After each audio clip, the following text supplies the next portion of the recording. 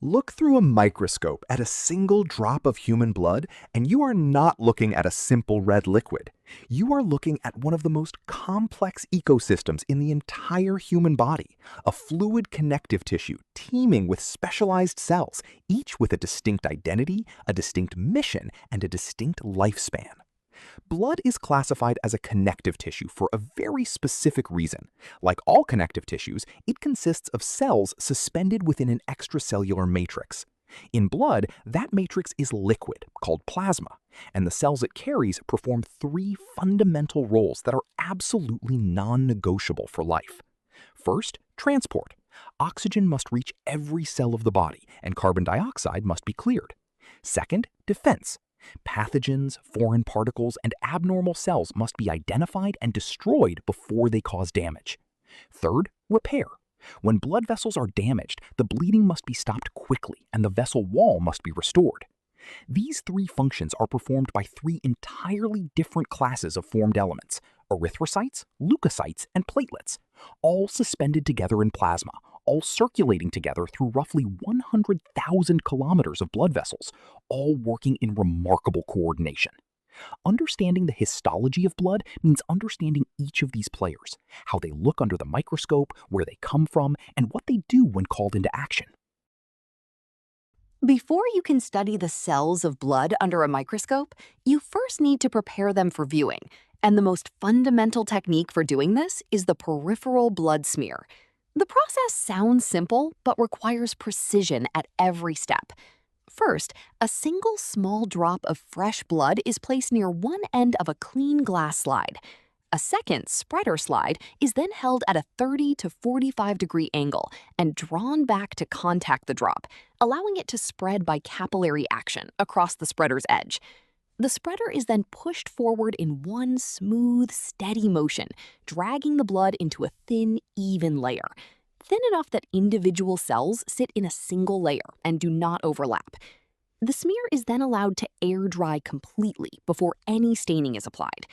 The stain used is Wright stain, a polychromatic dye mixture that contains both an acidic component and a basic component simultaneously. The acidic dye, eosin, carries a negative charge and binds to positively charged structures, primarily the hemoglobin packed inside red blood cells, staining them a characteristic light pink or salmon color. The basic dye, methylene blue, and its oxidation product Azure B, carries a positive charge and binds to negatively charged structures, primarily nucleic acids within cell nuclei, staining them a deep, dark purple. This differential staining is what allows a trained hematologist to identify every cell type in the smear, purely by color, shape, and nuclear morphology.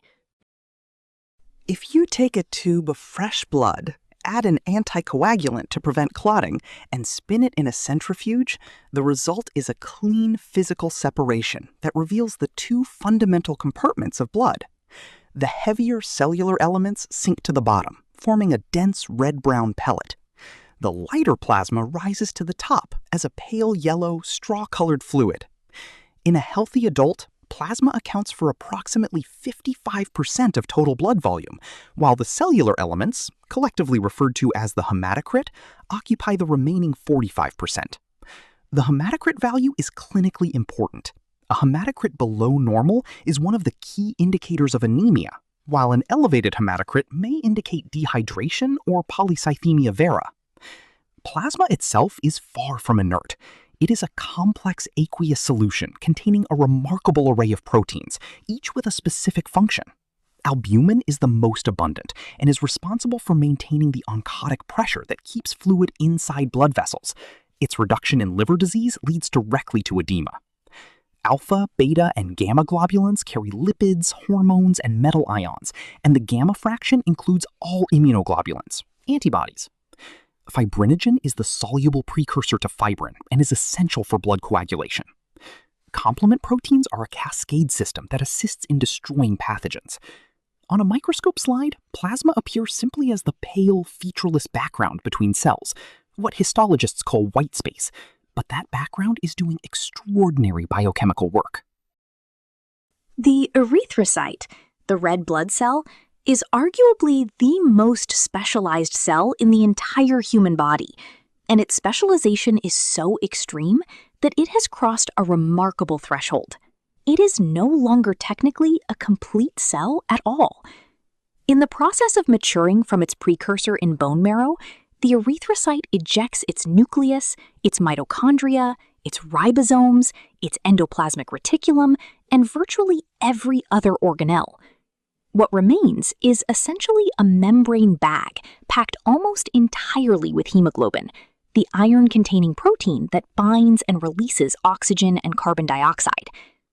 This radical sacrifice of cellular machinery serves two critical purposes. First, by eliminating the nucleus and all organelles, the cell frees up maximum internal volume for hemoglobin packing. A mature red blood cell contains approximately 270 million hemoglobin molecules, each capable of carrying 4 oxygen atoms. Second, without a rigid internal skeleton, the red blood cell acquires extraordinary physical flexibility. Its distinctive biconcave disc shape, 7.5 micrometers in diameter, 2.6 micrometers thick at the rim, and only 0.75 micrometers at the center, allows it to fold, deform, and squeeze through capillaries as narrow as 3 micrometers in diameter, much smaller than the cell itself. This flexibility is not a passive property. It depends on a specialized membrane cytoskeleton of spectrin proteins. When this cytoskeleton fails, as in hereditary spherocytosis, the cells become rigid spheres that are destroyed prematurely by the spleen, resulting in hemolytic anemia. The red blood cell life cycle is a remarkably efficient industrial supply chain, from production in bone marrow through 120 days of continuous circulation to final recycling in the spleen and liver. Production begins with the pluripotent hemopoietic stem cell in the red bone marrow, which commits to the erythroid lineage under the influence of the hormone erythropoietin, produced by the kidneys in response to low oxygen levels. Through a series of divisions and maturations, the cell progresses through proerythroblast, basophilic erythroblast, polychromatophilic erythroblast, and normoblast stages, progressively accumulating hemoglobin and eventually expelling its nucleus to become a reticulocyte. The reticulocyte, named for the residual network of ribosomes visible on supravital staining, is released into the bloodstream, where it completes its final maturation within 1 to 2 days. Reticulocytes normally constitute about 1 to 2% of circulating red blood cells. An elevated reticulocyte count is an important clinical signal. It tells the physician that the bone marrow is working overtime, which occurs in response to increased oxygen demand, blood loss, or as a compensatory response to anemia. Each red blood cell then circulates for approximately 120 days, making roughly 75,000 circuits around the body. The surface of the red cell is coated with glycoproteins and glycolipids that define the ABO blood group system. These antigens determine transfusion compatibility.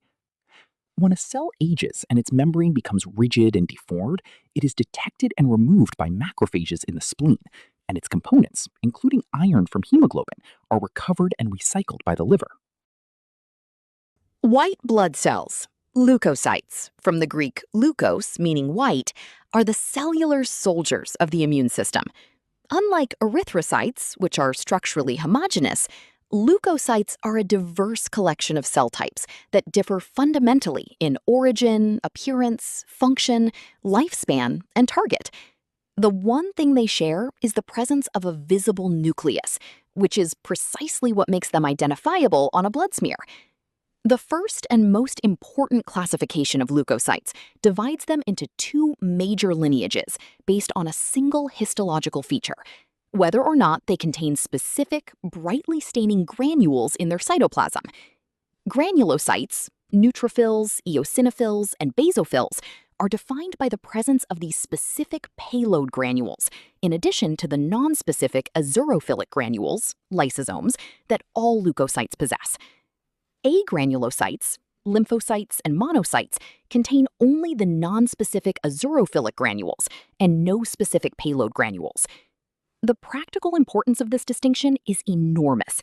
The type, color, and abundance of cytoplasmic granules visible under the microscope allow immediate identification of the cell type, which in turn tells the clinician what kind of immune process is underway.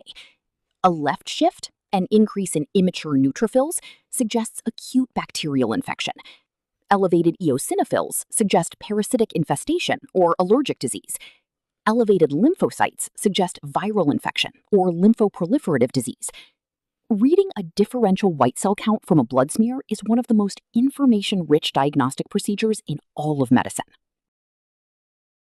The neutrophil is the most abundant leukocyte in human blood, constituting between 54 and 62% of all white blood cells in a normal differential count. It is the immune system's rapid reaction force, the first cell to arrive at any site of acute bacterial infection or tissue injury, typically within minutes to hours of the insult. Under the microscope, the neutrophil is immediately recognizable by its extraordinary nucleus, which is divided into 3 to 5 distinct lobes connected by thin chromatin bridges, a structure that gives it the alternate name polymorphonuclear cell, or PMN. This multi-lobed nucleus is not merely an anatomical curiosity, it serves a functional purpose. The lobed configuration allows the nucleus to fold and deform, enabling the neutrophil to squeeze through the tight junctions between endothelial cells, a process called diapedesis, and migrate rapidly through connective tissue towards sites of infection.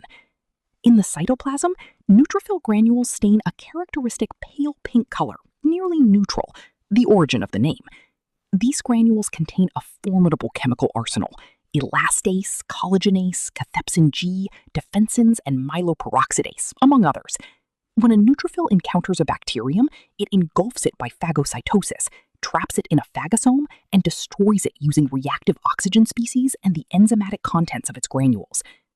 In females, one lobe of the neutrophil often shows a small drumstick-shaped appendage called a bar body, the inactivated second X chromosome, condensed and visible. The lifespan of a neutrophil is brutally short, only 1 to 4 days, but in that brief window, it is extraordinarily effective. While neutrophils dominate the granulocyte population by sheer numbers, 2 other granulocyte types, eosinophils and basophils, carry out highly specialized functions that are absolutely critical in specific immune contexts.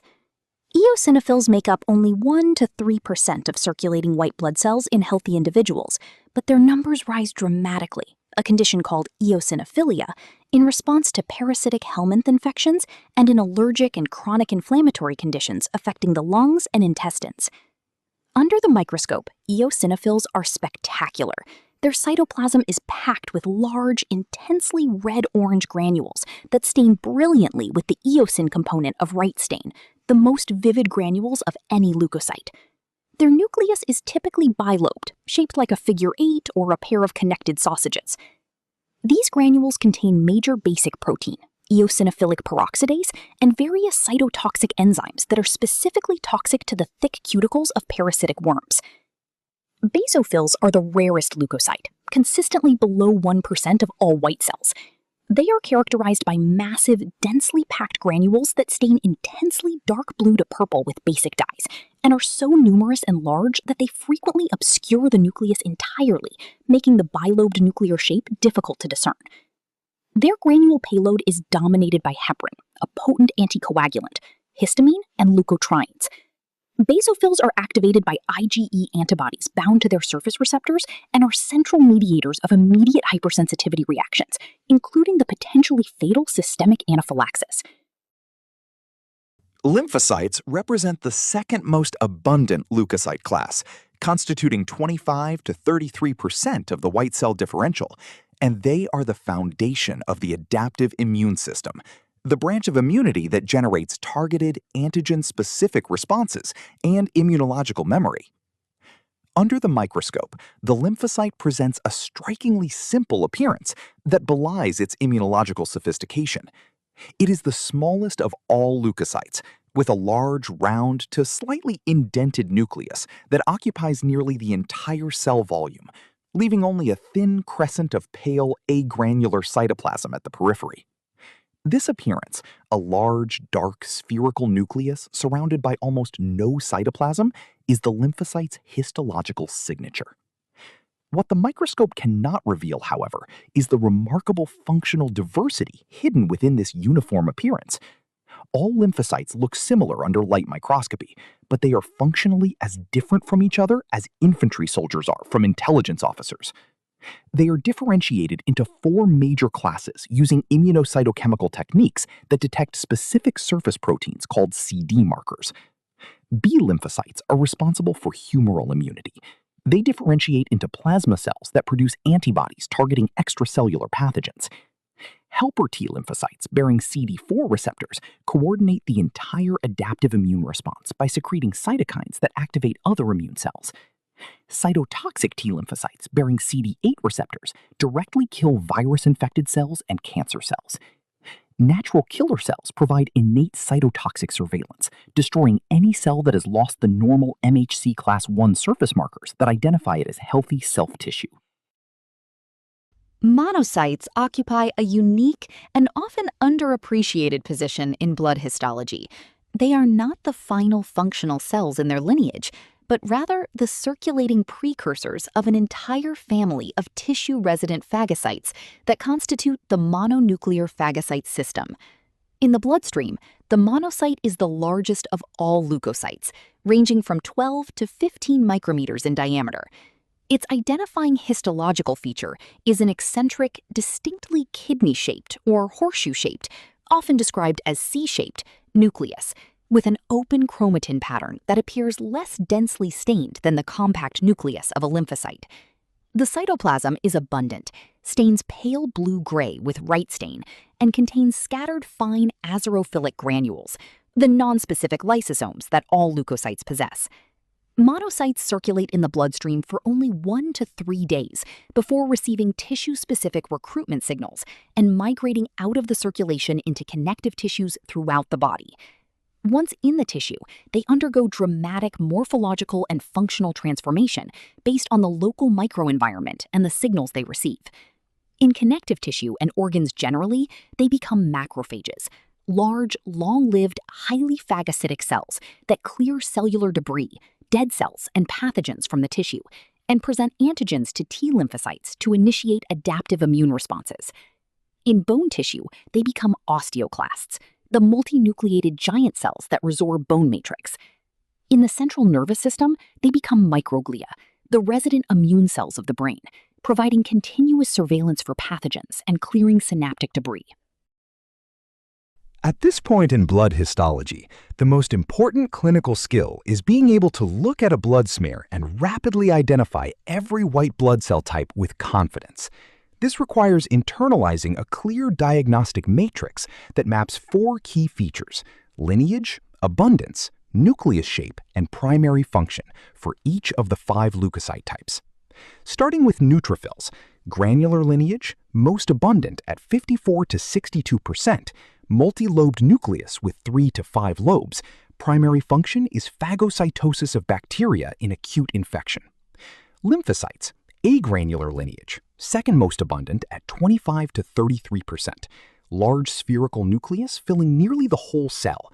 Primary function is targeted adaptive immunity via T cells, B cells, and NK cells.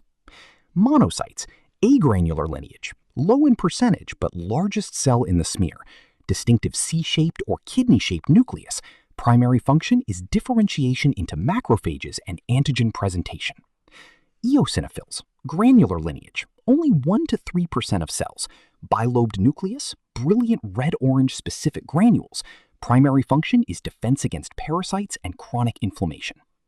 Basophils, granular lineage, the rarest at less than 1%. Nucleus obscured by massive dark purple granules. Primary function is histamine release in allergic and hypersensitivity reactions. A clinician reading a differential count shifts the lens systematically across the smear, counting at least 100 white cells, and records the percentage of each type. Any deviation from these normal ranges, too many or too few of any given type, is a critical diagnostic clue pointing directly to a specific disease category. Platelets, formerly called thrombocytes, are the 3rd major formed element of blood, and they occupy a truly unique biological category. They are not cells at all. They are membrane-enclosed cytoplasmic fragments, anucleate organelle pore fragments shed from the surface of enormous precursor cells in the bone marrow called megakaryocytes. A single megakaryocyte is a remarkable structure. It undergoes a process called endomitosis, repeatedly duplicating its DNA without completing cell division, resulting in a giant polyploid cell with a massive multi-lobed nucleus and an enormous volume of cytoplasm. Eventually, the megakaryocyte extends long cytoplasmic processes called proplatelets through the sinusoidal walls of the bone marrow directly into the bloodstream, where shear forces from flowing blood shear off thousands of platelet fragments simultaneously. Each platelet is extraordinarily small, only 2 to 4 micrometers in diameter, making them the tiniest bodies visible on a blood smear. On a Wright stain smear, they appear as small, irregular, pale blue-purple granular fragments scattered throughout the plasma background. A healthy platelet count ranges from 150,000 to 400,000 per microliter of blood. Counts below 150,000, thrombocytopenia, carry increasing risk of spontaneous bleeding. Counts above 400,000, thrombocytosis, may paradoxically increase clotting risk. Their functional role is twofold. Primary hemostasis, where platelets aggregate and plug small vascular breaks within seconds of injury, and contribution to secondary hemostasis, where they provide the phospholipid surface upon which the coagulation cascade assembles. The blood smear is not merely an academic exercise. It is one of the most powerful and cost-effective diagnostic tools in the history of clinical medicine, capable of revealing diseases that no other simple test can detect. The clearest demonstration of this diagnostic power is malaria, a disease that has killed more human beings throughout history than any other infectious disease, and one that remains among the leading causes of death globally today, particularly in sub-Saharan Africa and Southeast Asia. Malaria is caused by protozoan parasites of the genus Plasmodium, primarily Plasmodium falciparum, which causes the most severe and fatal form, transmitted exclusively by the bite of infected female Anopheles mosquitoes. When an infected mosquito feeds, Plasmodium sporozoites are introduced into the human bloodstream through its saliva. These rapidly migrate to the liver, undergo an initial asexual multiplication phase, and then re-emerge as merozoites that invade red blood cells, the primary site of clinical pathology. Once inside the erythrocyte, the parasite consumes hemoglobin, grows, and replicates asexually, ultimately lysing the red cell to release daughter merozoites that infect new cells. On a blood smear, infected erythrocytes are dramatically different from normal ones. The cell appears enlarged, irregular, and its interior contains the characteristic wing form or trophozoite stage of the parasite, with a dark dot of malarial pigment, hemozoin, visible in more mature stages. This microscopic diagnosis, combined with antigen-based rapid tests, guides treatment with chloroquine, mefloquine, or artemisinin-based combination therapies. Step back and consider what we have covered from end to end, and appreciate that these are not separate stories, but one integrated system. Blood is a fluid connective tissue whose organization is best understood as a functional ecosystem with 4 distinct components, each playing an irreplaceable role. The medium is blood plasma, the aqueous matrix that transports proteins, nutrients, hormones, gases, waste products, and signaling molecules to every corner of the body. Without plasma, nothing moves. The transporters are the erythrocytes, those extraordinary anucleate hemoglobin containers that pack 270 million oxygen-carrying molecules into a biconcave disc and spend 120 days delivering oxygen to every tissue and retrieving carbon dioxide for expiration. Without them, every cell in the body suffocates. The defense network is the leukocyte consortium, 5 distinct white cell types, each tuned to a specific threat. Neutrophils for acute bacterial invasion, eosinophils for parasites, basophils for allergic triggers, lymphocytes for targeted antigen-specific immunity, and monocytes as the mobile precursors that seed every tissue with its own resident phagocytes. Without them, every minor infection becomes fatal. And the fixers are the platelets, those non-cell fragments ceaselessly patrolling the vessel walls, ready to aggregate within seconds and plug any breach before blood loss becomes catastrophic. Together, suspended in their plasma medium, these four components create what is perhaps the most remarkable biological system ever evolved: a microscopic web of specialized workers, universally suspended in fluid, fundamentally synonymous with life itself.